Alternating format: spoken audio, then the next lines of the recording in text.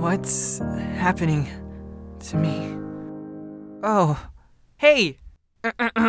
So since you clicked on this video, I bet some of you are thinking to yourselves, wow, a Disney video? Way to copy Swoozie. And my response to that would be, why does Swoozie get a monopoly on animated-ish story videos on Disney? I also grew up Disney brainwashed. I have stories about Disney. My favorite game series is Kingdom Hearts, no matter how cringy it gets. So I'm gonna make videos about Disney too. And to those of you guys who weren't at all thinking about Swoozie, well, he's pretty funny, super underrated, check him out, he's a great guy. He's gonna be big someday, I know it, guys. Anyways, let's get on to the title of this video. viktorayy? D!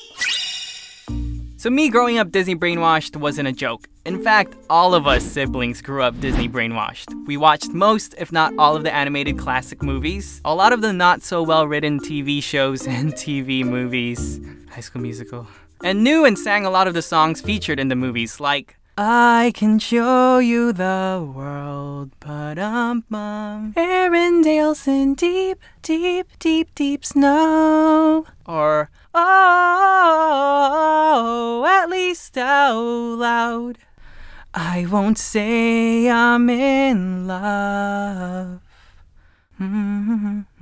Which in all honesty are probably the best things about most of these movies. The stories, on the other hand, aren't that original or well written for the most part, with the obvious exception of Pixar movies, but Pixar's almost always the exception, so that doesn't really apply. So naturally, with Disney on the brain and being Californians, I'm Californian if you didn't know, one of us siblings started working for Disney, and yes, it's gonna be May. It was May, not me, my sister May. Get it? Because One Direction says May in this rap. Okay, this is a stupid joke. Moving on! So my sister May basically worked there for a few years, and at the beginning, she was really happy about it. And I don't know if you guys know, but Disney employees, or cast members as they say, have this special perk that allow them to bring guests in for free. I think at the time it was up to 3 guests and up to 17 different days per year, not including blockout dates, which were basically set dates that Disney knew would have a lot of guests, like holidays and summer weekends. So obviously, free guests weren't allowed during those dates. But when it came to the free dates, it wasn't only Disneyland. It was Disney California too.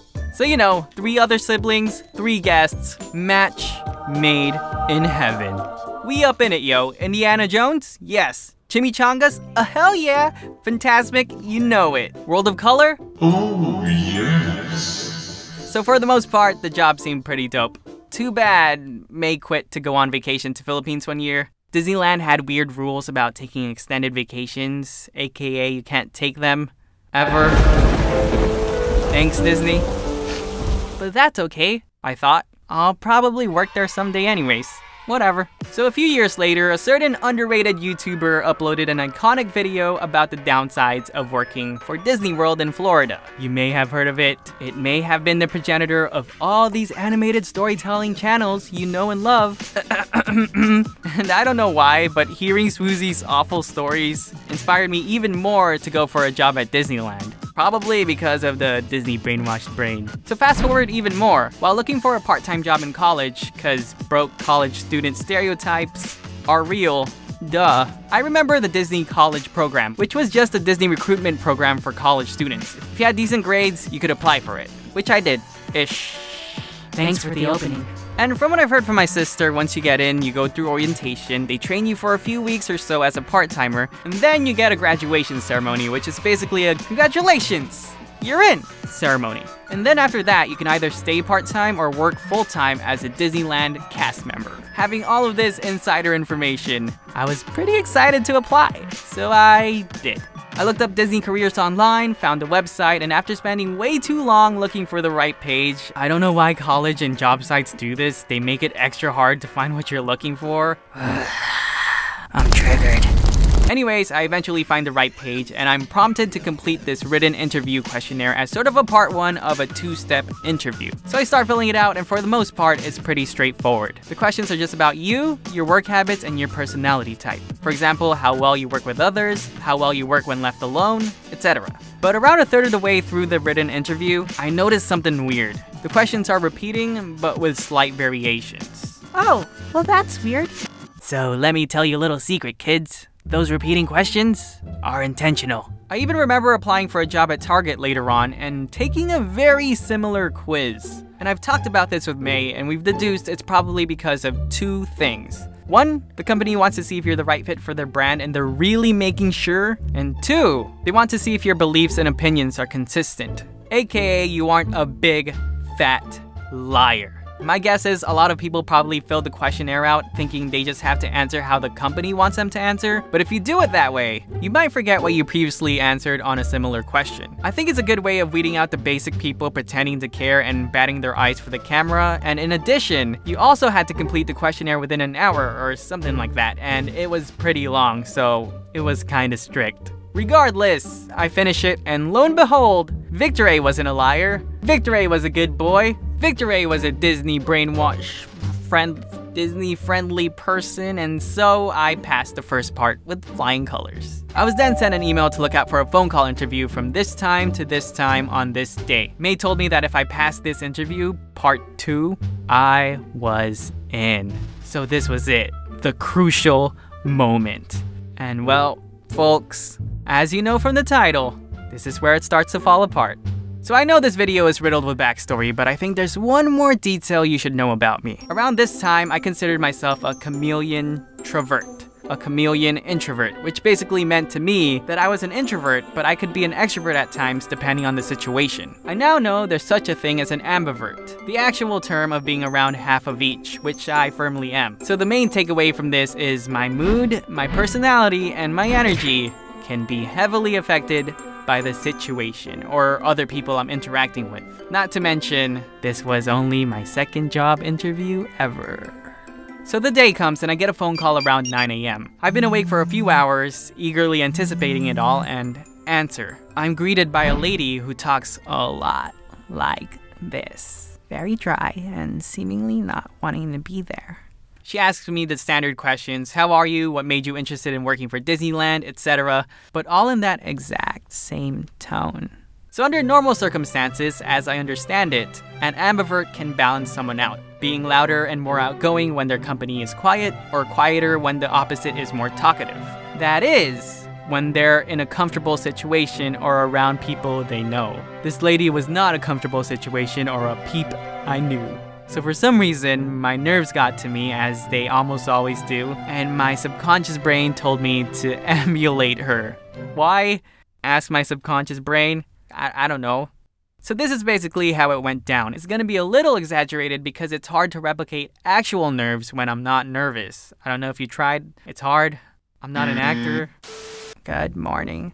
How are you today? Great. How about you? Okay, so what made you interested in working for Disney?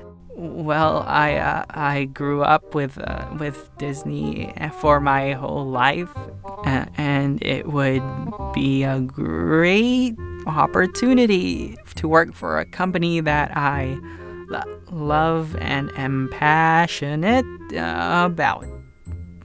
And after about 8 minutes of a very dry interview, I'm not gonna make you guys sit through all of that, she told me, great, we'll call you back if we decide to choose you for the college program. And yeah, they never called back. Obviously. Not gonna follow in your footsteps, sis. Not gonna have those 17 free dates. It kinda sucked because I would have actually loved and would have been passionate about working there at the time. Luckily, after that, I learned from my mistake and got really good at interviews. In fact, I've been complimented more than once saying I'm a pretty good interviewee.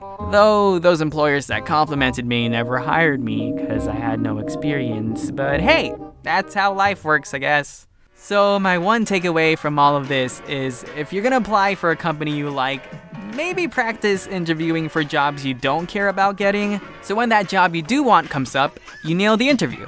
Also get some experience if you can. Volunteer anything really, just get some experience. Otherwise, you might end up sad, like I did. Why can't we be friends? Why can't we be friends? So quick announcement before the outro again. Sorry this video is late, and I'll just be honest and say I physically can't upload every other week. I'm just too slow right now and I need more time to practice drawing, editing, and all that other stuff like I said before. But I guess 2 weeks was an overestimation of my abilities. So I'll just say I'll be uploading at least one video a month anytime from Thursday to Sunday. I am looking into making a Discord server because I feel like that's a better place to update you guys on my schedule and when I upload new videos. So if you're interested in me making a Discord server and would like to help me or something, just reply to the pinned comment down below.